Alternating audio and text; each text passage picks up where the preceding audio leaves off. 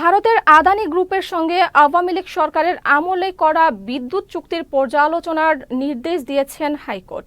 আগামী ৩ মাসের মধ্যে প্রতিবেদন দাখিল করতে বলা হয়েছে। মঙ্গলবার এই আদেশ দেন আদালত। এদিকে আদানির বিদ্যুৎ আমদানি কর কে দেবে তা নিয়ে দেখা দিয়েছে জটিলতা।